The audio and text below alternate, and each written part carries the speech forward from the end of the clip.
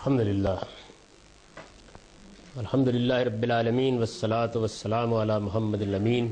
اعوذ باللہ من الشیطان الرجیم. بسم اللہ الرحمن الرحیم. خواتین و حضرات، دین کا صحیح تصور میں ہم یہاں پہنچ گئے تھے کہ نبوت ختم ہو گئی اور خدا کی عدالت زمین سے اٹھا لی گئی.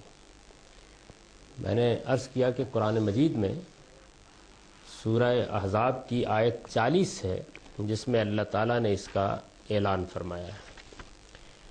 سورہ احزاب کی اس آیت کا مطالعہ کرنے سے پہلے میں اس کا پس منظر آپ پر واضح کرنا چاہتا ہوں. اس پس منظر کی وضاحت اس لیے ضروری ہے کہ ہمارے ہاں عام طور پر لوگ یہ سمجھتے ہیں کہ یہ مسئلہ دور جدید میں مرزا غلام احمد صاحب قادیانی نے پیدا کیا، ورنہ امت مسلمہ میں یہ کوئی مسئلہ نہیں تھا، اور انہوں نے اپنی نبوت کا جیسا کچھ بھی اس کی تعبیرات کی جاتی ہیں اعلان کر دیا، اور اس سے ایک نئی تفریق امت میں پیدا ہوئی. میں چونکہ اس کے بالکل برخلاف یہ سمجھتا ہوں کہ یہ مسئلہ بہت پرانا ہے، اور اس مسئلے کی اساسات اصلاً تصوف میں ہے. یعنی ہم یہاں دو تعبیروں کو متقابل طریقے پہ زیر بحث لا رہے ہیں، ایک سید صاحب کی تعبیر اور ایک دین کی متصوفانہ تعبیر جسے جلیل القدر لوگوں نے اختیار کیا ہے.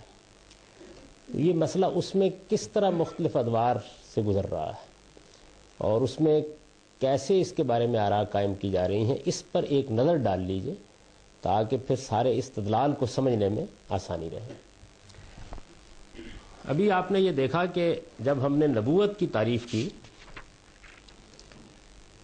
تو یہ بیان کیا کہ نبوت یہ ہے کہ بنی آدم میں سے کوئی شخص آسمان سے وحی پا کر لوگوں کو حق بتائے اور اس کے ماننے والوں کو قیامت میں اچھے انجام کی خوشخبری دے اور نہ ماننے والوں کو برے انجام سے خبردار کرے. اس میں آخر میں تو نبی کا کام بیان کیا گیا ہے، لیکن اصل چیز جو اس کو اس منصب پر فائز کر دیتی ہے وہ یہ ہے کہ وہ آسمان سے وحی پاتا ہے اور لوگوں کو اس کی بنیاد پر حق بتاتا ہے.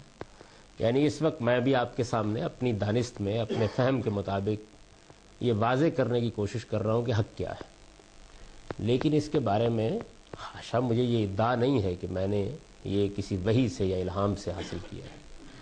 میں یہ کہتا ہوں کہ میں نے اپنے حقیر علم کی حد تک اس کو قرآن کی اس آیت سے سمجھا ہے، رسالت مآب صلی اللہ علیہ وسلم کی اس بات سے سمجھا ہے. اس کے دلائل یہ ہے، اور مجھے ہو سکتا ہے کہ غلطی لگ گئی، ممکن ہے کہ میں بات ٹھیک نہ سمجھ سکا ہوں، اور ظاہر ہے کہ اس کے لیے بھی کوئی خصوصی منصب کی ضرورت نہیں ہے کہ کوئی آدمی میری اس بات کو چیلنج کرے یا اس پر تنقید کرے یا اس کی غلطی واضح کرے. اس کے لیے تنہا اتنا کافی ہے کہ وہ بھی اس کی کمپیٹنس پیدا کر لے. یعنی قرآن مجید کی زبان ہے، اس کا علم ہے، اس کو وہ بھی زندگی کا موضوع بنا لے. جب وہ بنا لے گا تو وہ بھی اس پوزیشن میں آ جائے گا کہ میری غلطی مجھ پر واضح کر سکے یا اس کے خلاف استدلال کر سکے. تو یہ ایک ایسا ہی معاملہ ہے جیسے دنیا کے دوسرے علوم میں ہوتا ہے. یعنی کوئی سائنسدان اپنا نقطہ نظر بیان کرتا ہے، کوئی ماہر معیشت اپنا نقطہ نظر بیان کرتا ہے، تو وہ ظاہر بات ہے کہ یا اس کائنات کا مطالعہ کر کے کچھ نتائج نکال رہا ہوتا ہے، اس کے دلائل دے دیتا ہے، اور یا نفس انسانی کا مطالعہ کر کے کچھ نتائج نکال رہا ہوتا ہے، اس کے دلائل دے دیتا ہے، اور یا انسانوں کے باہمی تعامل یعنی معاشرت کا جائزہ لیتا ہے تو ساری سوشل سائنسز وجود میں آ جاتی. یعنی جو چیز ہمارے سامنے موجود ہے وہ یہ تین ہی چیزیں ہیں. پورا عالم ہے، اس میں ہم بھی شامل ہیں، ہمارا اپنا نفس ہے، اور پھر ان نفوس کا باہمی تعامل ہے. ایک دوسرے سے ہم ملتے ملاتے ہیں، اس سے معیشت وجود میں آتی ہے، معاشرت وجود میں آتی ہے، سیاست وجود میں آتی ہے. تو ان چیزوں کا مطالعہ کیا جاتا ہے، مطالعہ کر کے حقائق کو ترتیب دیا جاتا ہے، اور اس سے مختلف علوم نیچرل سائنسز وجود میں آتی ہیں، سوشل سائنسز وجود میں آتی ہیں.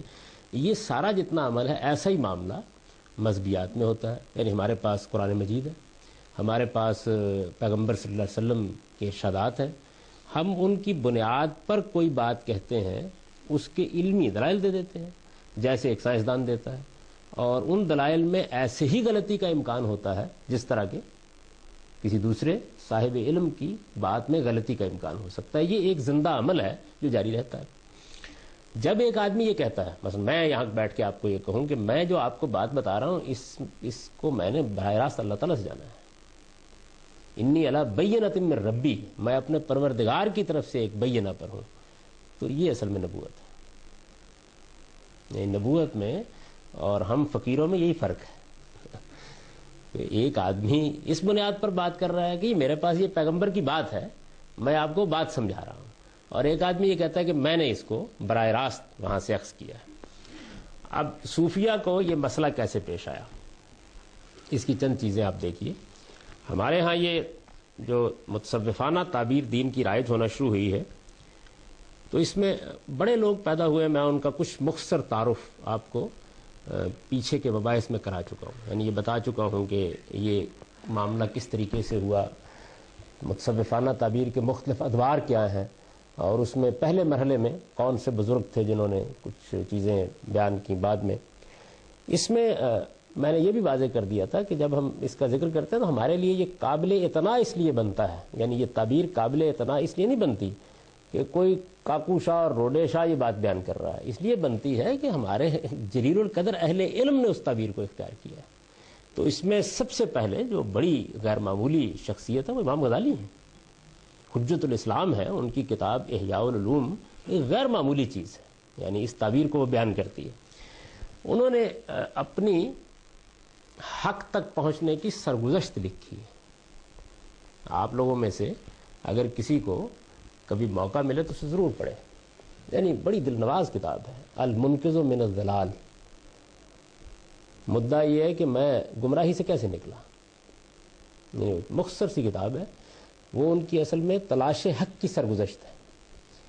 تو اس سرگزشت میں وہ تجزیہ کر کے بتاتے ہیں کہ میں نے تعلیمیہ کے نقطہ نظر کا جائزہ لیا، امامیہ کے نقطہ نظر، جو ان کے زمانے میں مختلف گروہ تھے ان کا جائزہ لیا، اور پھر ایک بڑی تفصیلی گفتگو کرنے کے بعد وہ بڑے حکیم آدمی ہیں، انسانی نفسیات کا بڑا گہرا علم رکھنے والے لوگوں میں سے، اور جب وہ احیاء میں بھی کبھی انسان کے اندر مثال کے طور پر یہ بتانا شروع کریں گے نا تکبر کیا ہوتا ہے، تو آپ وہ ان کا وہ باب کھول کر نہ پڑھیے، اس لیے کہ کچھ دیر کے بعد اپنے آپ سے شرم آنے لگ جاتی ہے۔ وہ تکبر کی ان سطحوں تک پہنچ جاتے ہیں جو ہم نے کبھی دیکھی نہیں ہوتی، یعنی وہاں تک پہنچ کے آپ کو بتائیں گے یہ بھی تکبر ہے، یعنی آدمی اس کا جو تجزیہ ہے وہ اس طرح نہیں کرتا، بعض اس کے رویے، بعض اس کی باتیں ایسی ہوتی ہیں کہ اسے شعور نہیں ہوتا اس بات کا، لیکن اس کے اندر اتر کر وہاں تک لے جائیں گے آپ کو کہ یہ دیکھیے یہاں ذرا ٹھہر کے غور فرمائیے، یہاں بھی آپ یہ کام کر رہے ہیں۔ تو ایسے حکیم آدمی ہیں۔ خیر انہوں نے وہ جائزہ لیا ہے، اس میں جائزہ لینے کے بعد وہ کہتے ہیں کہ پھر جب مجھے کہیں اطمینان نہیں ہوا، یعنی مجھے یہ احساس ہوا کہ ان میں سے کسی گروہ کے پاس بھی حق نہیں ہے یا حق کے اجزاء ہیں، اور وہ جو چیز اصل میں ملنی چاہیے وہ نہیں ملتی کسی سے، تو پھر میں صوفیہ کے گروہ کے پاس گیا، تو وہاں مجھ کو حقیقت مل گئی، پھر وہ کہتا میں مطمئن ہو گیا، اور اسی اطمینان پر انہوں نے پھر زندگی بسر کی ہے۔ اس کا ایک غیر معمولی اثر ان کی شخصیت پر بھی ہوا، وہ اس زمانے میں بڑی غیر معمولی حیثیت رکھتے تھے، اور ہماری ایک بڑی درسگاہ میں تعلیم و تدریس کی ذمہ داریاں انجام دیتا تھے۔ وہ وہاں سے پھر اپنے علاقے میں چلے گئے اور اپنے گاؤں ہی میں جا کر انہوں نے باقی زندگی گزاری، اور وزیر اعظم کے خطوط کے باوجود وہ تشریف نہیں لائے واپس۔ تو المنقذ من الضلال میں انہوں نے یہ سرگزشت بیان کی ہے، اور یہ بھی بتایا ہے کہ میں جب اس حد پر پہنچا تو اس سے مجھے کیا ملا۔ تو دیکھیے اس میں جو وہ بیان کرتے ہیں، یہ المنقذ من الضلال مختصر سی کتاب ہے، اس کا اقتباس ہے، من اول الطریقۃ تبتدی المکاشفات والمشاہدات حتی انہم فی یقظتہم یشاہدون الملائکہ وارواح الانبیاء ویسمعون منہم اصواتا ویقتبسون منہم فوائد۔ اس راہ کے مسافروں کو، یعنی جو لوگ تصوف میں آ جاتے ہیں، تو کیا ہوتا ہے، اس راہ کے مسافروں کو مکاشفات و مشاہدات کی نعمت ابتدا ہی میں حاصل ہو جاتی ہے، یعنی باطن کے حقائق کھلنے لگ جاتے ہیں، اللہ تعالیٰ کے ساتھ معاملہ ہونے لگ جاتا ہے، آدمی ملائے اعلیٰ کے حقائق کا مشاہدہ کرنے لگ جاتا ہے، یہ ہو جاتا ہے، رابطہ پیدا ہو جاتا ہے۔ یہاں تک انہم فی یقظتہم یشاہدون الملائکہ وارواح الانبیاء، یہاں تک کہ وہ بیداری کی حالت میں نبیوں کی ارواح اور فرشتوں کا مشاہدہ کرتے، ان کی آوازیں سنتے اور ان سے فائدے حاصل کرتے، یعنی یہ چیز جو ہے یہ حاصل ہو جاتی ہے ابتدائی میں. یہ ان کا بیان ہے. آگے انہوں نے پھر احیاء میں اور بھی اس کی بعض چیزوں کو بیان کیا. اب ذرا آپ سنتے چلے جائیے کہ معاملہ کہاں تک پہنچتا ہے. میں نے ابھی آپ سے عرض کیا کہ ہم جیسے فقیر لوگ تو یہی بیان کریں گے کہ بھئی یہ ایک دلیل ہے, اس کی بنیاد پر یہ بات سمجھی گئی ہے, صحیح بھی ہو سکتی ہے, غلط بھی ہو سکتی ہے. آپ تنقید کریں گے تو غلطی واضح ہو جائے گی, ہو سکتا ہے خود غور کریں تو غلطی واضح ہو جائے, روز واضح ہوتی ہے. تو یہ ایک اور نوعیت کا عمل ہے. اس میں کوئی فکر یا عمل کی عصمت نہیں ہوتی. یعنی غلطی علم میں بھی ہوتی ہے, ہم سے عمل میں بھی ہوتی ہے, دونوں جگہ پہ ہوتی ہے. وہ کیا کہتے ہیں؟ وہ یہ کہتے ہیں کہ ہمارے طریقے پر آدمی اگر چلے تو اس میں ایک ایسا مقام آتا ہے. وہ مقام کیا ہے؟ وہ مقام یہ ہے کہ ایسی جگہ پر آدمی پہنچ جاتا ہے کہ فہو وجیہ معصوم صاحب و ذوق حکیم. یہ بھی کوئی میں نے آپ سے عرض کیا کہ خانقاہ میں محض بیٹھے ہوئے صوفی کا کلام نہیں ہے. یہ جو عبارت میں آپ کے سامنے رکھ رہا ہوں, یہ شاہ ولی اللہ کے خانوادے کے چشم و چراغ شاہ اسماعیل شہید کی کتاب ابقات کا اقتباس ہے. گویا ان کے زمانے تک بہت بڑے آدمی, یہ تقویۃ الایمان کے مصنف بھی ہیں, صراط مستقیم کے مصنف بھی ہیں, منصب امامت کے مصنف بھی ہیں, اور یہ ابقات ان کی خاص تصوف کے فن میں ایک شہپارہ سمجھی جاتی ہے. بائبل ہے ایک طرح سے اس کی, بالکل انہوں نے خلاصہ کر دیا ہے اپنے زمانے تک کے سارے علم کا, اور ایک مشکل کتاب ہے. یعنی جس طرح کسی مجلس میں اگر بیان کر کے میں نے کشاف پڑھی ہے تو لوگوں کی حالت خراب ہو جاتی ہے, وہی معاملہ ابقات کا بھی ہے, اس طرح کی ہے. تو وہ کہتے ہیں کہ یہ جو ہستی ہے ہمارے ہاں, یعنی ہمارے ہاں صوفیہ کو یہ جو, چنانچہ یہ ہستی صاحب وجاہت معصوم صاحب ذوق اور صاحب حکمت ہوتی ہے. جب پھر یہ تو ہے نا چند الفاظ ہیں جن کی کچھ بھی توجیہ ہو سکتی ہے. آگے چلیے. اللہ تعالیٰ کیا کرتے ہیں؟ کہتے ہیں کہ چونکہ اب اس جگہ پر اس کو لانا ہے تو اللہ تعالیٰ یہ کرتے ہیں کہ یلقی علیہ علوما نافعۃ فی قیامہ بمنصبہ فہذا الالقاء یسمى تفہیما.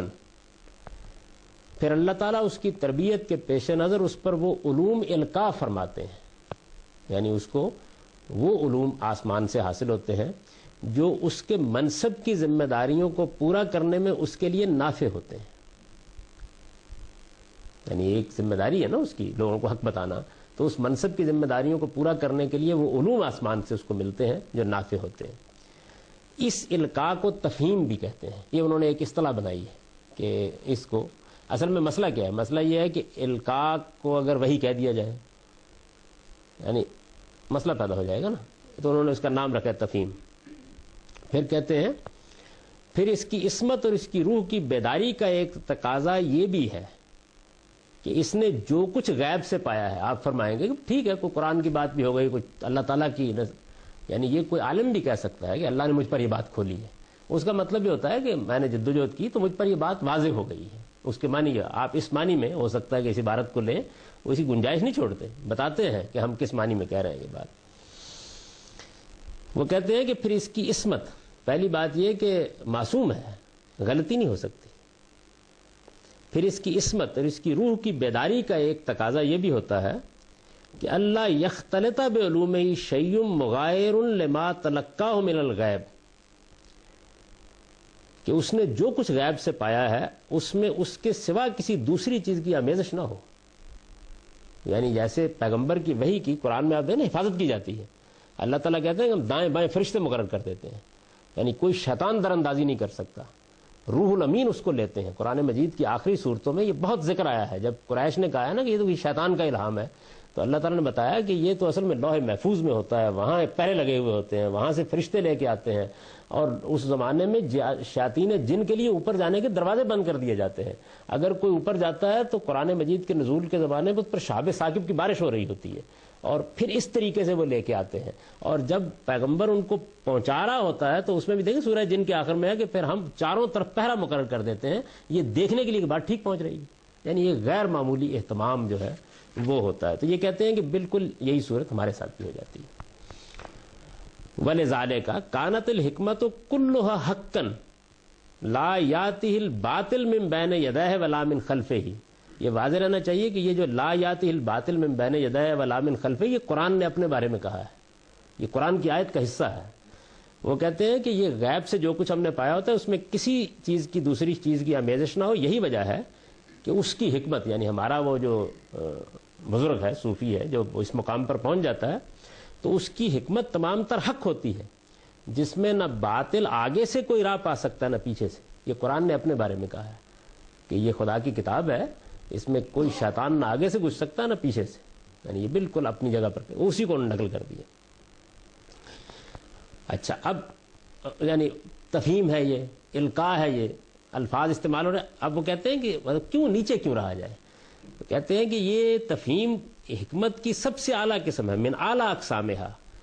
تو کہتے ہیں کیا حرج ہے اگر یہ کہا جائے کہ ان یسمى بالوحی الباطن، ہم اس کو وحی باطن کیوں نہ کہہ دیں.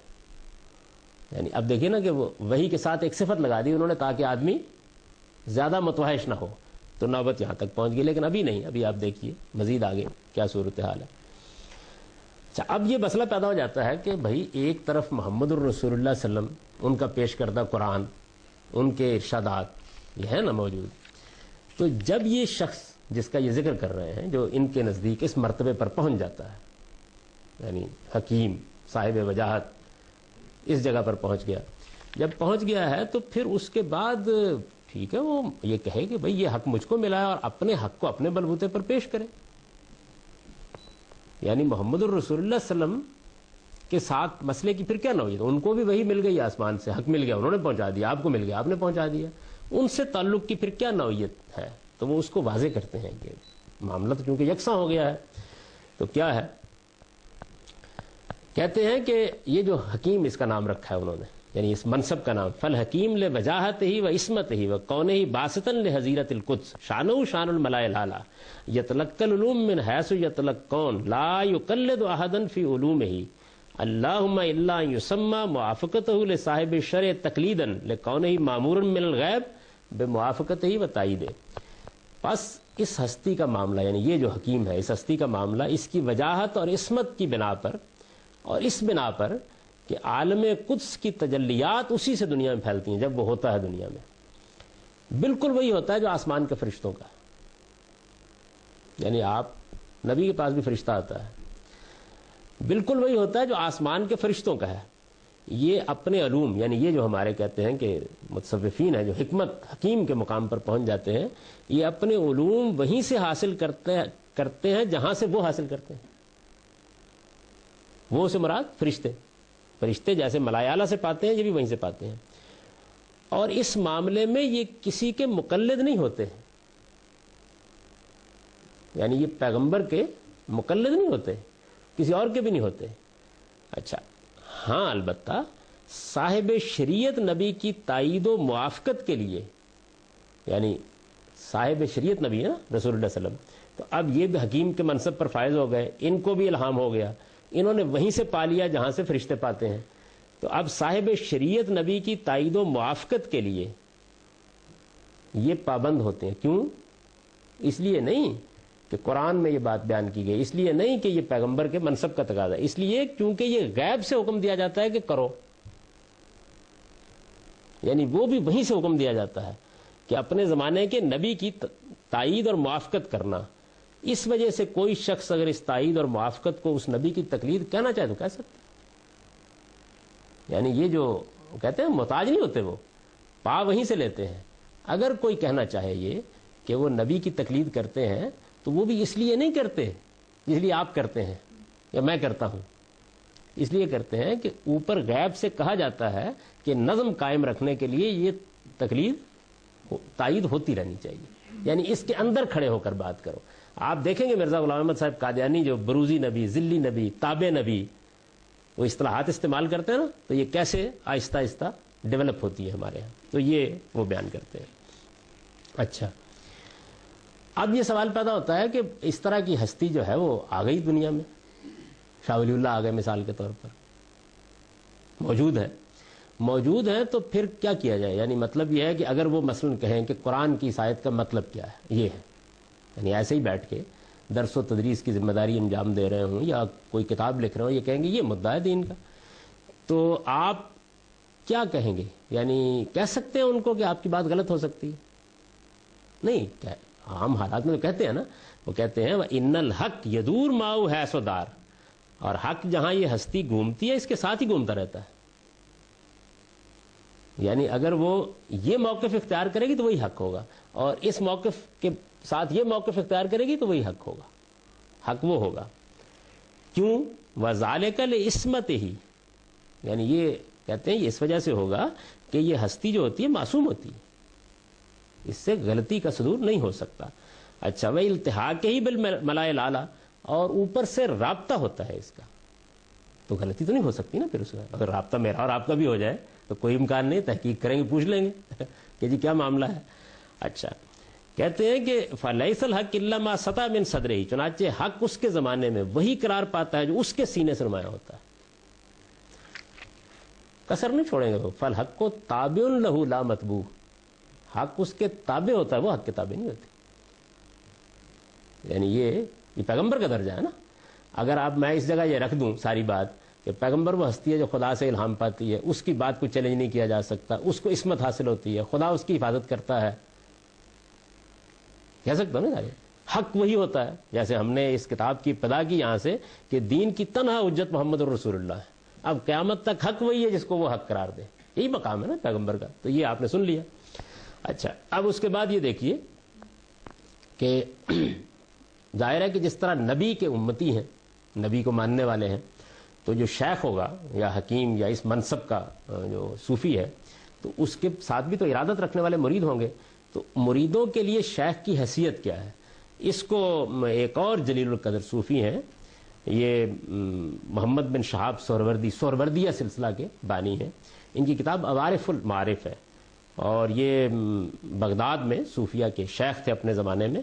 آپ یہ دیکھیے 632 میں ان کی وفات ہوئی ہے، 632 ہجری میں، یعنی قدیم لوگوں میں سے.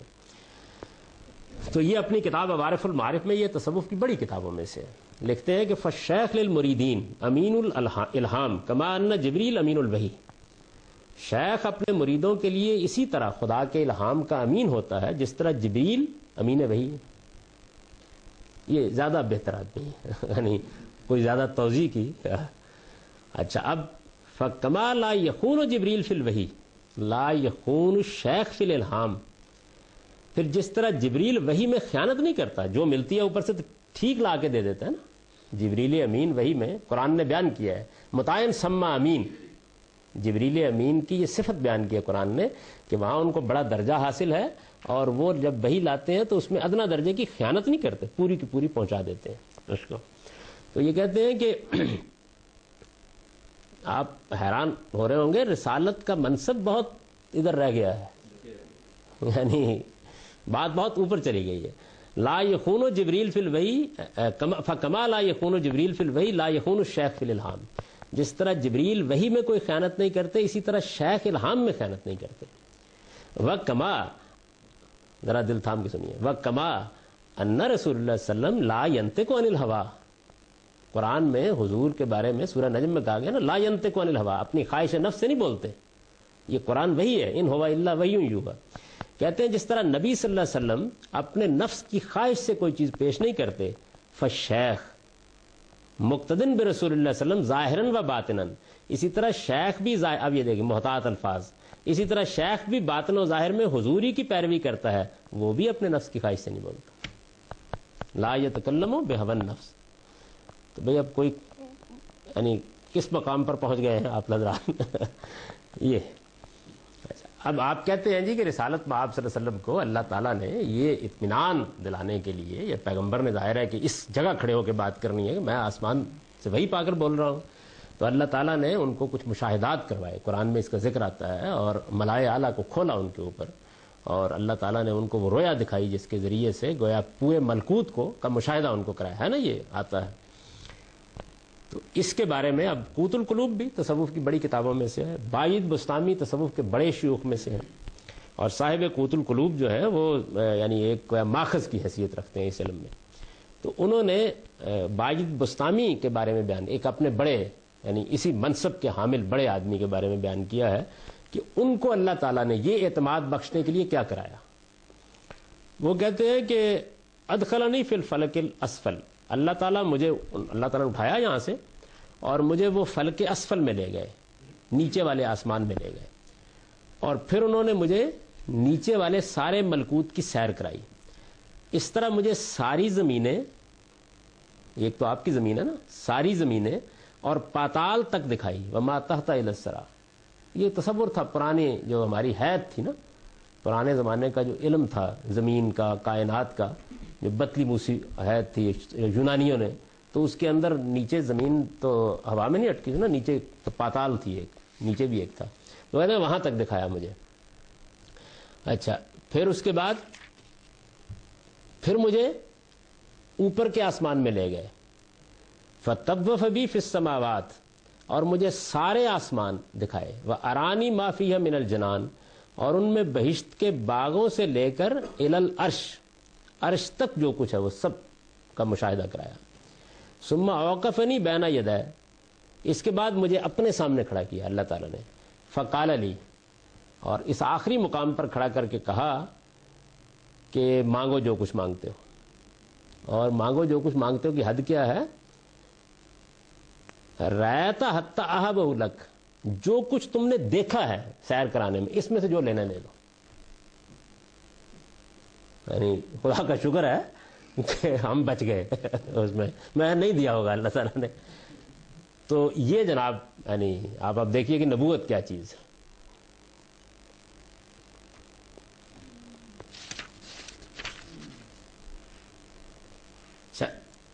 انہی میں پھر ایک بہت جلیل القدر ہستی شیخ اکبر ان کو کہتے ہیں، یہ حضرات ابن عربی کی ہے، ان کو سب سے بڑا عالم، سب سے بڑا صوفی سمجھا جاتا ہے اور سب کے سر ان کے سامنے جھکتے ہیں.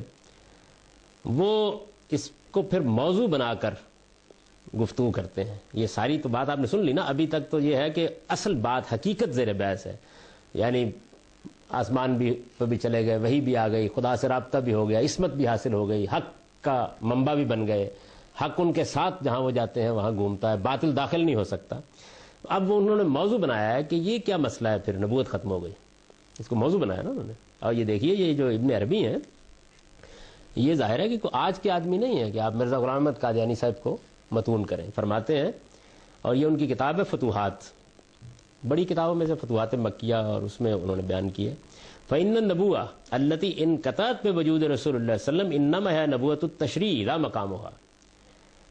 چنانچہ جو نبوت نبی صلی اللہ علیہ وسلم پر ختم ہوئی، جو نبوت نبی صلی اللہ علیہ وسلم پر ختم ہوئی، وہ محض تشریعی نبوت ہے، یعنی شریعت لانے والے نبی کی نبوت ہے. مرزا صاحب اس سے مختلف کیا کہتے ہیں؟ یہی تو کہتے ہیں. چنانچہ جو نبوت نبی صلی اللہ علیہ وسلم پر ختم ہوئی وہ محض تشریعی نبوت ہے، نبوت کا مقام ابھی باقی ہے، نبوت کا مقام ابھی باقی ہے. فلا شرع یکون ناسخا لشرعہ صلی اللہ علیہ وسلم، کہتے ہیں کہ نبوت کے ختم ہونے کا مطلب یہ ہے کہ اب کوئی نئی شریعت آ کر نبی صلی اللہ علیہ وسلم کی شریعت کو نہ منسوخ کرے گی، ولا یزید فی حکمہ شرع آخر، اور نہ آپ کے قانون میں کسی نئے قانون کا اضافہ کرے گی.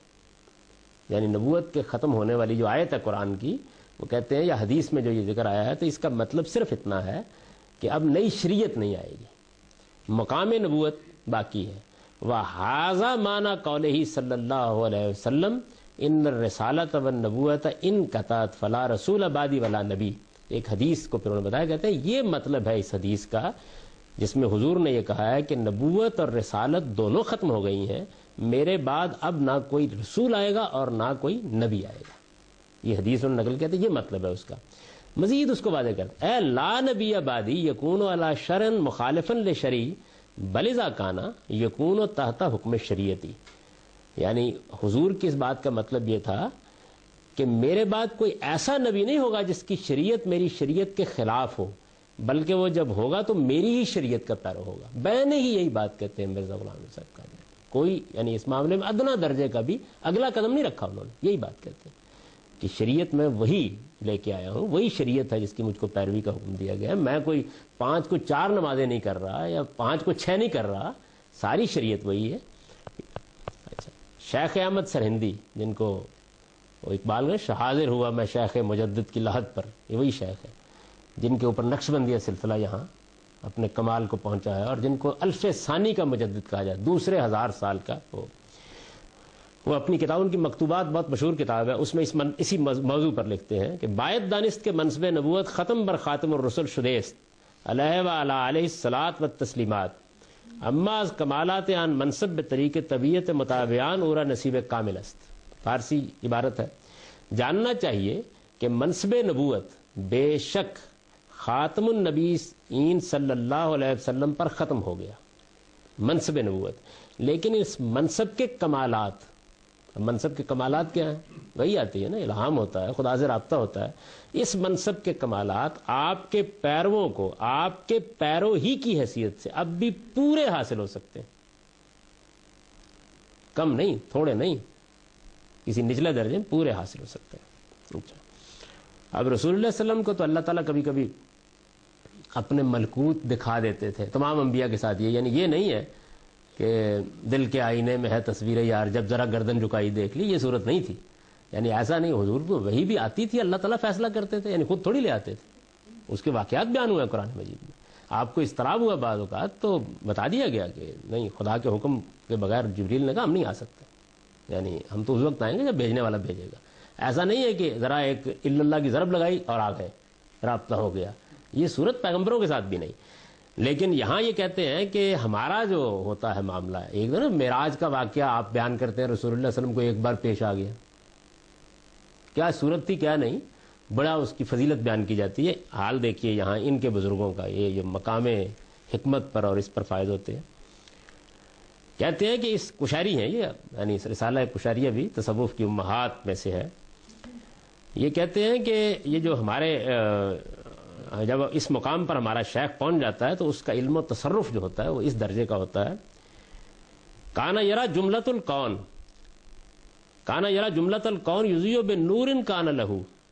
اس راہ کے سالک کو یہ سارا عالم اس کے اپنے ہی نور سے روشن دکھائی دیتا ہے، یہاں تک کہ اس پورے عالم کی کوئی چیز اس کی نگاہوں سے چھپی نہیں رہتی، کوئی چیز چھپی نہیں رہتی. وہ آسمان سے زمین تک، وَكَانَ يَرَى جَمِيعَ الْكَوْنِ مِنَ السَّمَاءِ وَالْأَرْضِ، وہ آسمان سے زمین تک یہ ساری کائنات اپنی آنکھوں سے دیکھتا ہے. یہ آنکھیں نہیں، تشریح ولیکن بقلبہ، وہ اندرونی آنکھیں ہوتی ہیں، اس سے دیکھتا ہے.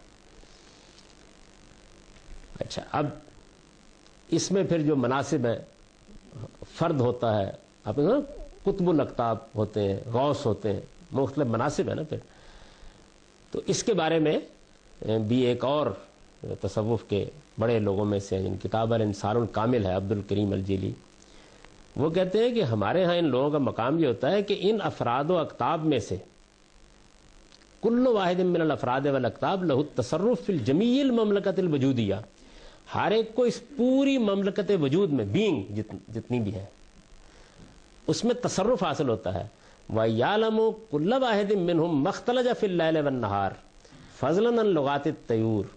پرندوں کی بولیاں تو کیا، رات اور دن میں جو کھٹکا بھی ہوتا ہے وہ اس سے بھی واقف ہوتے ہیں.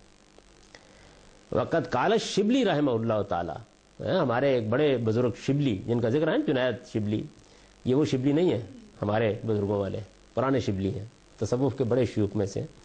کہتے ہیں کہ انہوں نے ایک مرتبہ جب وہ جوش میں آئے اور انہوں نے اپنا مقام بیان کیا تو انہوں نے کہا کہ عربی کا جملہ بہت خوبصورت ہے، لو دبت نملۃ سودا علی صخرۃ سما فی لیلۃ ظلماء ولم اسمع لقلت انی مخدوع وممکور بی.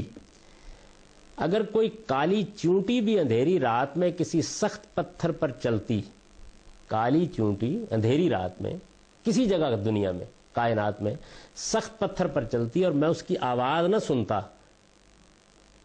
تو میں یہی کہتا کہ پھر میرے مقام پر فائز کر کے مجھے فریب دیا گیا ہے.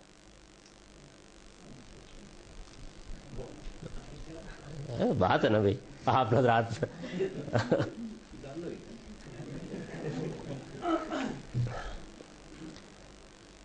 ابن عربی اسی مقام کی وضاحت کرتے ہوئے فتوحات مکیہ میں کہتے ہیں کہ وَهُمْ مِنَ الْعِلْمِ بِحَيْث اِذَا رَأَى أَحَدُهُمْ أَسْرَى وَتَاتَ شَخْصٍ عَلِمَ أَنَّهَا وَتَاتُ سَيِّدٍ وَشَقِي.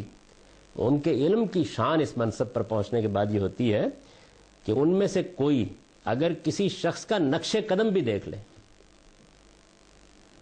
غالب نے تو کہی دی تھی یہ بات کہہ دیتی ہے شوخی نقش پا کی ابھی اس راہ سے کوئی گیا ہے، تو وہ تو یہ کوئی گیا ہے، وہ کہتے ہیں کہ آپ گزر جائیں اور آپ کے نقش قدم کو دیکھ لیں. وہ ہمارے جو شیخ ہیں تو کیا ہوتا ہے، نقش قدم بھی دیکھ لیں، تو نقش قدم کو دیکھ کر اسے معلوم ہو جاتا ہے کہ جہنمی ہے یا جنتی. یہ مقام ہے. یہ مقام ایسا لگ رہا ہے جیسے اللہ کا کوئی فرینڈ ہے، نبوت سے آگے چلا گیا، خدا کے ساتھ. میں وہی تو عرض کر رہا ہوں کہ مسئلہ تو جو ہے نا نبوت سے شروع ہوا تھا، آپ دیکھیں پہنچ کہاں گیا ہے. اچھا جناب آگے دیکھیے.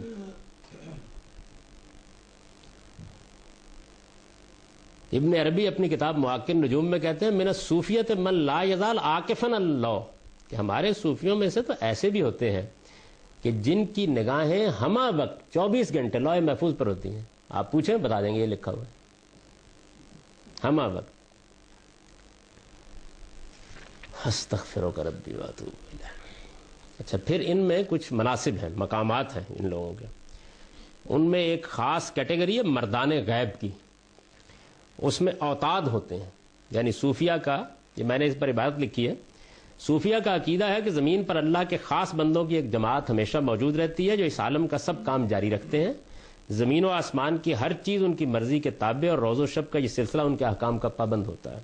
اللہ کے یہ بندے چونکہ اس حیثیت سے عام لوگوں کی نگاہوں سے اوجھل ہوتے ہیں، اس وجہ سے انہیں مردان غیب، اولیاء مختوم یا رجال الغیب کہا جاتا ہے. قطب ان کا امام ہوتا ہے، اسے قطب الارشاد، غوث اور قائم الزمان بھی کہا جاتا ہے. یہ جو غوث العظم بولتے ہیں نا، سب سے بڑا غوث، یہ ان کا خاص منصب ہے. اس کے ماتحت 2 وزیر ہوتے ہیں جو امام کہلاتے ہیں. ان کے بعد اوتاد کا منصب ہے جو بعض کے نزدیک 4 اور بعض کے نزدیک 7 ہے. ابن عربی کا بیان ہے کہ ان میں سے ایک کے ساتھ جس کا نام ابن جادون تھا، شہر فاس میں ان کی ملاقات ہوئی تھی. خود ابن عربی کا دعویٰ ہے کہ وہ قطب کے مقام پر فائز تھے. ہندوستان کے صوفیہ میں سے شیخ احمد سرہندی بھی دعویٰ کرتے ہیں کہ رسول اللہ صلی اللہ علیہ وسلم کی طرف سے انہیں قطب الارشاد کا خلط عطا ہوا. ابن عربی کے نزدیک سب سے آخری درجہ ختم کا ہے، جس پر اولیاء امت کے یہ سب مناصب ختم ہو جاتے ہیں. وہ اپنے لیے اس منصب کا دعویٰ کرتے ہیں. ابدال، نقبار، نجبا وغیرہ کے مناصب ان کے نیچے ہیں. اس باب کی تفصیلات اگر کوئی شخص دیکھنا چاہے تو ابن عربی کی فتوحات مکیہ، ابو طالب مکی کی قوت القلوب، علی حجویری کی کشف المحجوب، یہ جو آپ کے داتا صاحب ہیں، اور الجیلی کے انسان الکامل میں دیکھ سکتا ہے. ان میں بڑی تفصیل سے یہ سارے مناصب بیان ہوئے. تو اس منصب پر، اس میں اوتاد ذرا نیچے ہے، ابھی اوپر کے تو کیا کہنے ہیں. وہ یہ کہتے ہیں کہ جس کو اوتاد کے منصب پر فائز کیا جاتا ہے، ان میں سے ایک کے ذریعے سے اللہ تعالیٰ مشرق کی حفاظت کرتے ہیں اور اس کی ریاست اسی میں ہوتی ہے، یعنی پوری کائنات کا مشرق اس کے پاس ہوتا ہے. دوسرے 3 جنوب اور شمال کی حفاظت پر مامور ہیں. سمتوں کا یہ تعین، یعنی مشرق مغرب کہاں سے طے ہوتا ہے، کہتے ہیں کہ وہ تقسیم من الکعبہ، یعنی بیت اللہ سے یہ تقسیم کی جاتی ہے. بیت اللہ کے مشرق میں، بیت اللہ کے شمال میں، بیت اللہ کے جنوب میں. وقد یعبر عنہم بالجبال، کہتے ہیں ہماری خاص جو باطنی اصطلاح ہے نا، اس میں یہ جو ذمہ داری سنبھالے ہوئے ہوتے ہیں کائنات کی، یہ ان کو جبال کہتے ہیں. اور اب جبال کہتے ہیں پہاڑ کو، عربی میں پہاڑوں کو. تو وہ کہتے ہیں ہم نے یہ نام کہاں سے لیا ہے. اوتاد ہے نا، اوتاد کو جبال بھی کہتے ہیں. علم نجل الارض مہادا والجبال اوتادا، قرآن میں ہے نا یہ آیت، سورہ اس پہ لیا ہے. وہ کہتے ہیں کہ قرآن نے یہ کہا ہے کہ پہاڑوں سے زمین کی لرزش کو روکا گیا ہے، تو ان سے کائنات کے اندر اضطراب کو روکا جاتا ہے، یعنی اس سے کوئی تھمی ہوئی ہے پوری کی پوری کائنات. کذالک حکم ہؤلاء فی العالم حکم الجبال فی الارض، یہ مرتبہ ہوتا ہے. شاہ ولی اللہ دہلوی جو ہے، انہوں نے اپنی کتاب فیوز الحرمین میں اپنے مقامات بیان کیے. یہ تو ہے نا بزرگوں کے مقامات دوسرے بیان کر رہے ہیں، انہوں نے اپنے مقامات بیان کیے. وہ کہتے ہیں کہ رایتنی فی المنام قائم الزمان، میں نے خواب میں یہ دیکھا کہ مجھے قائم الزمان کے منصب پر فائز کیا گیا. یعنی یہ ایک نئی اصطلاح انہوں نے اختیار کی، قائم الزمان کا منصب مجھے دیا گیا. اب سوال پیدا ہوا کہ قائم الزمان کا مطلب کیا ہے. وہ کہتے ہیں آنی بذالک ان اللہ اذا اراد شیئا من نظام الخیر جعلنی کالجارحہ لاتمام مرادہ. اس سے میری مراد یہ ہے کہ جب اللہ تعالیٰ اپنے نظام خیر میں کسی چیز کا ارادہ کریں گے تو اپنے مقصد کو پورا کرنے کے لیے اعلی کار مجھے بنائیں گے. یعنی اگر مثال کے طور پر انیس صاحب کو لڑکا دینا ہے تو یہ کام اللہ تعالیٰ براہ راست نہیں کریں گے، شاہ ولی اللہ سے کہیں گے دے آؤ جا کے. نہیں مطلب میں کو مذاق نہیں کر رہا ہوں، کیا یہی کہا ہے انہوں نے اپنے نظام خیر میں کسی چیز کا. آپ کا مطلب میں انیس صاحب سے مذاق کر رہا ہوں.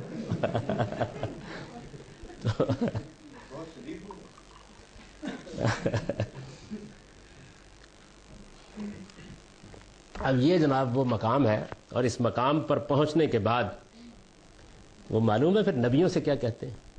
یعنی آپ تو نبوت کا رونا رو رہے تھے، ختم ہو گئی ہے، یہ باقی ہے. اس کو ایک بہت جلیل القدر امام العصر ان کو کہتے تھے، عبد القادر. فتوحات مکیہ میں شیخ ابن عربی نے ان کا یہ قول نقل کیا ہے. وہ کہتے ہیں معاشر الانبیاء اوتیتم اللقب و اوتینا ما لم توتو. نبیو تمہیں صرف نبی کا لقب دیا گیا ہے، جو کچھ ہمیں دیا گیا تم اس سے محروم ہی رہے ہو. وہ خاتمہ کلام جو ہے اس باب میں یہ ہے، یہ تصوف کا نقطہ نظر ہے اس معاملے میں. اتنے بڑے بڑے لوگوں نے اس کا مطلب سارا جھوٹ کا پلندہ ہی بولتے رہے، کیا ان کو شیطان میں کہا تھا؟ یہ آپ کو کیسے پتہ چلا؟ ہو سکتا سچ ہو. کیسے بتا دیں؟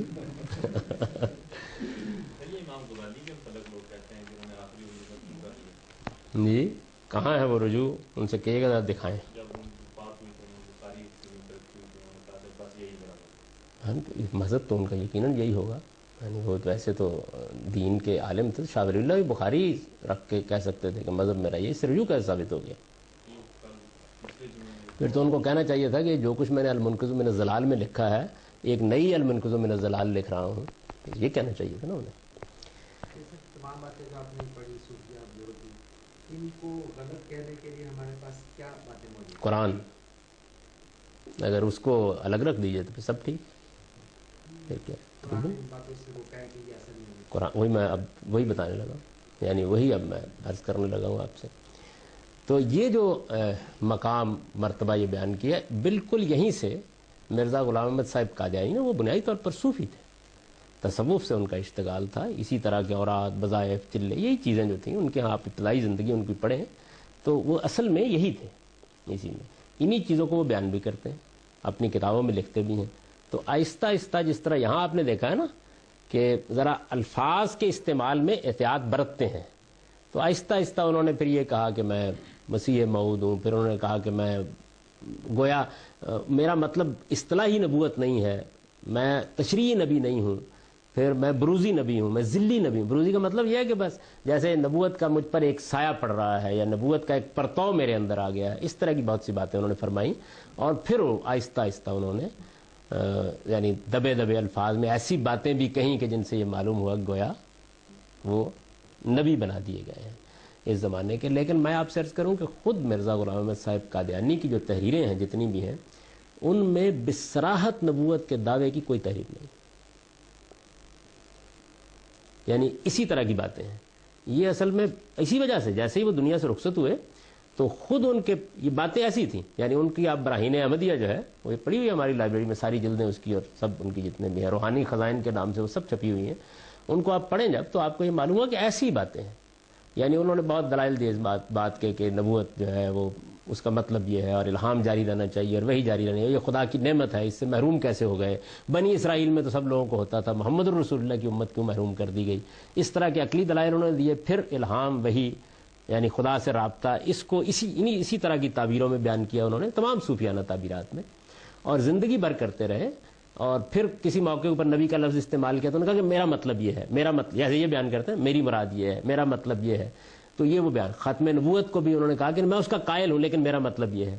حضور کی ختم نبوت سے مراد یہ ہے. یعنی یہ وہ اپنے زمانے میں بیان کرتے ہیں. اور میں یہ سمجھتا ہوں کہ یہ تحریریں جتنی واضح ہیں اس کے مقابلے میں ان کی اتنی واضح نہیں ہیں. تو یہی وجہ ہے کہ ان کے دنیا سے رخصت ہونے کے بعد یعنی دو گروہ ہو گئے. اور ان کے جو قدیم ترین صحابہ تھے ان کی اصطلاح کے مطابق انہوں نے تو یہ کہا کہ ایسا نہیں تھا، وہ مجدد تھے. یہ جو لاہوری جماعت ہے وہ اسی تعبیر پر وجود میں آئی. اور مرزا بشیر الدین صاحب محمود جو ان کے فرزند تھے انہوں نے اصل میں اس کو زیادہ صریح کیا اور یہ کہا کہ نہیں، یہ ایک باقاعدہ، یعنی ورنہ معاملہ ٹھیک ہو جاتا، اتنا ہی رہتا جتنا صوفیوں کا. انہوں نے اس کو پھر اس منتہائے کمال تک پہنچا دیا جہاں پہ توضیح کی ضرورت نہ رہی. پھر وہ تو اپنی ہی نبوت کی بات کرتے تھے، بعد میں پھر جب بحثہ بحثی ہوئی، مناظرے ہوئے، تو پھر یہ ہوگا کہ نہیں، نبوت کا دروازہ چوپٹ کھلا ہوا ہے، کل اور بھی آ جائیں گے. یعنی معاملہ پھر ذرا مزید آگے بڑھ گیا. آپ نے تردید تو بشیر الدین محمود ہوئی، کہنا تو یہی چاہیے. یعنی یہ صورتحال جو ہے یہ رہی. ان کے جو ابتدائی لوگ ہیں، یہ جو لاہوری جماعت کے جتنے لوگ ہیں، وہ ان کے بڑے اکابر ہیں، معمولی لوگ نہیں ہیں. اور پہلا خلافت کا جو جہاں تک ان کے پہلے خلیفہ کا تعلق ہے حکیم نور الدین صاحب، تو ان کے معاملے میں تو کوئی زیادہ اختلاف نہیں پیدا ہوا، لیکن ان کے بعد جب خلافت کا معاملہ ہوا تو یہ بحث ساری سامنے آ گئی. اس کے نتیجے میں حکیم نور الدین صاحب کے زمانے میں بھی صورتحال یہ نہیں تھی اس طرح کی. یعنی صورتحال ایسی تھی جیسے میں نے آپ کو سنائی ہے جس طرح کی، اور زیادہ سے زیادہ جو بات وہ کہتے تھے وہ اسی طرح کی بات تھی جیسے ابن عربی نے کہہ دی. یعنی دیانتداری کے ساتھ، اگر آپ الزام لگانے کے لیے نہ کریں. یہاں ایسے لوگ موجود ہیں، یعنی مجھے ابھی تک اس کی حسرت ہے کہ وہ واضح عبارت کون سی ہے جو دکھائی جائے. آپ دیکھیے کہ اس میں الیاس برنی کی کتاب سب سے اعلیٰ کتاب ہے مرزا صاحب کے پورے، اس میں قادیانی مذہب پوری پڑھ جائیے. اچھا، پھر اس کے بعد ہمارے اپنے زمانے میں مولانا ابو الحسن علی ندوی جیسے جلیل القدر عالم نے قادیانیت کے نام سے کتاب لکھی ہے، اس میں بھی آپ پوری کی پوری پڑھ جائیے. یعنی وہ عبارتیں اس سے زیادہ تعویل کو قبول کر لیتی ہیں جیسے میں نے صوفیہ کی پڑھی، جو ان کی عبارتیں. اس طرح کا واضح معاملہ جو ہے وہ نہیں ہے جیسا کہ سمجھا جاتا ہے. وہ زیادہ تر بشیر الدین محمود صاحب کیا ہوگا. آپ اس کی نفی کرنا چاہیں تو مجھے خوشی ہوگی، کیونکہ آپ کا تو یہ خاص موضوع ہے.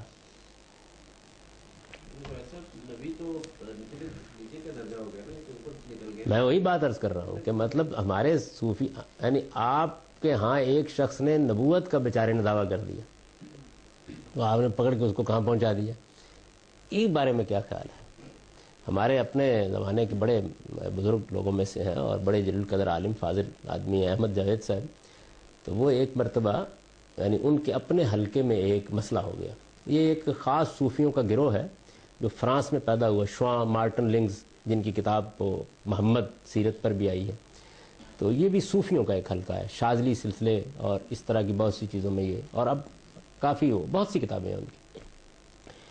تو اس میں ایک ان کے جو بڑے آدمی تھے انہوں نے یہ بیان کیا ایک جگہ پر کہ رسول اللہ صلی اللہ علیہ وسلم کی نبوت کا دائرہ بھی وہیں تک ہے جہاں تک مسلمان یا صحابہ کی فتوحات پہنچی، یہ انہوں نے بیان کیا. تو باقی جو اس کے باہر کے علاقے ہیں ان میں لوگ اگر چاہیں اپنی مرضی سے تو آپ کی نبوت کو مان لیں، اور نہ چاہیں تو اپنے زمانے کے نبی پر قائم رہیں. یہ انہوں نے مقدمہ بیان کیا. تو اس پر انہوں نے کہا کہ یہ تو بالکل کفر ہے، ان لوگوں سے برات ظاہر کرنی چاہیے.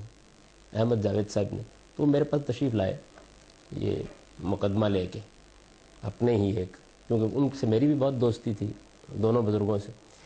تو انہوں نے یہ بیان کیا. تو میں نے کہا کہ یہ ٹھیک ہے، لیکن یہ کہ آپ تو صوفی آدمی ہیں، تو یہ بیچارے جن کا یہ آپ مقدمہ بیان کر رہے ہیں، یہ تنہا اگر تو مجرم قرار دینا ہے تو میں اس سے برات ظاہر کرتا ہوں، اور اگر سب کو قرار دینا ہے تو پھر یہ سب کو قرار دے دیں. یعنی ایک ہی وقت میں فیصلہ کیا جائے نا.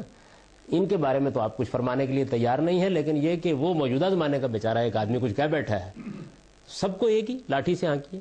یعنی اگر نبوت کا منصب یا اس کے کمالات کا دعویٰ کرنا یہ ایک جرم ہے، تو پھر یہ جرم وہ ہے کہ در شہر شما نیز کنند. یہ کوئی ایک نہیں ہے جس نے کیا ہے، تصوف کی پوری تعبیر اسی پر کھڑی ہے، سب یہ بیان کرتے ہیں.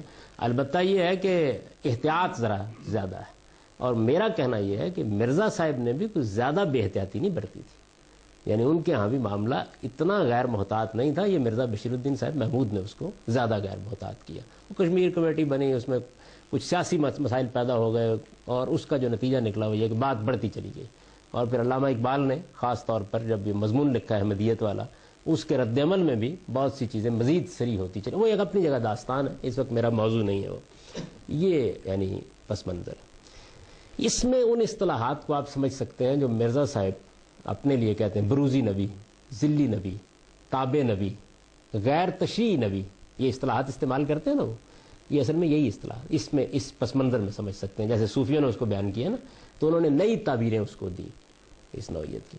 صوفیہ حضرات جو ہیں انہوں نے اس میں پھر کمالات ثابت کرنے ہیں، تو اب انہوں نے یہ بیان کیا کہ یہ جو ہم مناسب بیان کرتے ہیں، یہ اس کے لیے ہم ایک نئی اصطلاح، دیکھیے وہ بچ کیسے جاتے ہیں. وہ کہتے ہیں یہ اولیاء کا مقام ہے. اب جیسے ہماری بہن نے سوال کیا ہے کہ اولیاء کا مقام تو بڑا ہو گیا نا پھر، تو رسول اللہ صلی اللہ علیہ وسلم کہاں رہ گئے؟ تو وہ یہ کہتے ہیں کہ اصل میں رسول اللہ صلی اللہ علیہ وسلم کا ایک حیثیت تو نبی کی تھی، ایک ولی کی تھی. تو ولی والی حیثیت میں وہ ادھر ہی، اور نبی والی حیثیت میں تم لوگ جیسے کہ ان کو دیکھ رہے ہو وہ ہو گیا. لیکن ابن عربی نے یہ پردہ بھی اٹھا دیا، انہوں نے کہا کہ نبوت ان پر ختم ہوگی، ولایت مجھ پر ختم ہوگی. وہ اپنے آپ کو ختم کہتے ہیں، یہ میں نے ابھی ان کا اقتباس آپ کو سنایا. وہ کہتے ہیں کہ نبوت ان پر ختم ہوئی، ولایت مجھ پر ختم ہو گئی. یعنی آخر ختم تو کسی نہ کسی پر ہو رہی ہے.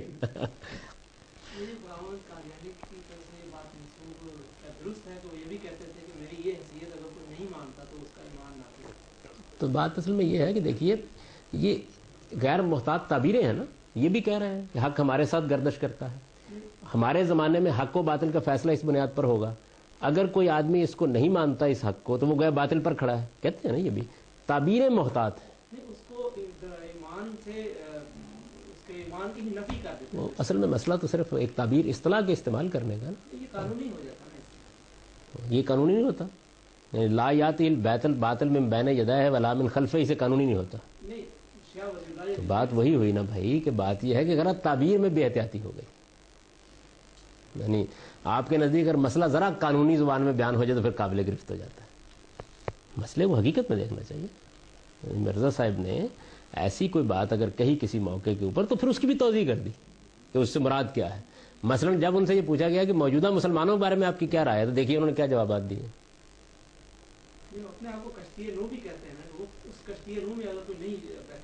یہ بھی کہتے ہیں، دیکھیں نا پھر یہ ایک بڑی خوبصورت تعبیر ہے کشتی نوح کی. یعنی تعبیریں ہی ہیں نا بھائی. تو میرا کہنے کا مطلب یہ ہے کہ یہ تعبیرات ہیں جن تعبیرات میں کہیں تھوڑی سی یہ جو کچھ میں نے آپ کو پڑھ کر سنایا ہے، یعنی یہ کوئی غیر محتاط چیزیں نہیں ہیں آپ کے خیال میں. بہت غیر محتاط، لیکن ان کی جو تعبیر ہے اس میں ایک فرق ہے کہ انہوں نے قانونی طور پر وہ ٹھیک ہے.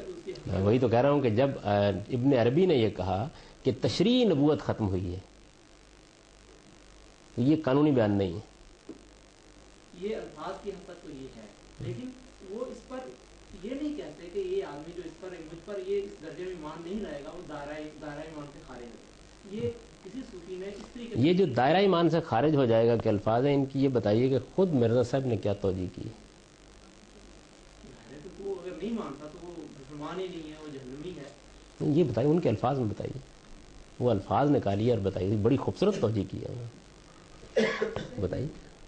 یہ بھی آپ نے یہ سارے بہت بڑے بڑے عالم تھے، قرآن ظاہر ہے ان کا مین موضوع بھی رہا. مرزا صاحب بھی بہت بڑے عالم تھے، اپنے زمانے میں بڑے مناظر کی حیثیت رکھتے تھے. ان کے بارے میں مولانا ابوالکلام آزاد نے بڑے غیر معمولی الفاظ لکھے ہیں جب ان کی وفات ہوئی ہے. وکیل اخبار کے اس زمانے وہ ایڈیٹر تھے مولانا ابوالکلام آزاد. معمولی آدمی نہیں تھے مولانا ابوالکلام آزاد. انہوں نے بڑی ان کی مدح اور تعریف کی، اور بہت سے. علامہ اقبال بڑے ان کے معتقد رہے ایک زمانے میں. عالم تھے، وہی بڑے عالم تھے. یعنی قرآن سے اس کو پھر ثابت بھی کیا کہ یہ اتنا بڑا ایک ٹاپک ہے کہ نبی جیسا ایک شخصیت ہے جس کو اولیاء کا نام دیا جا رہا ہے یا اس سے بھی بڑھا کے پیش کیا جا رہا ہے. قرآن سے انہوں نے اس کی کوئی آگے سے تفصیل نہیں بیان کی کہ اس کا بھی ایک نام ہونا چاہیے قرآن میں مینشن، کہ وہ یہ ہے. وہ بتاتے ہیں، وہ کہتے ہیں اولیاء اللہ جو ہیں وہ ہوتے ہیں وہ. ابھی تو انہوں نے قرآن مجید سے اوتاد کا نام بھی نکال کے دکھا دیا، جبال کا نام بھی نکال کے دکھا دیا. قرآن مجید سے نکال تو دیا انہوں نے، یعنی قرآن مجید سے ایسے ہی نکالتے. وقت ہو گیا جی.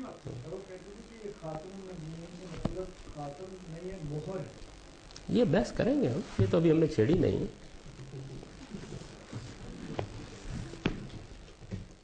اقول قولی ھذا.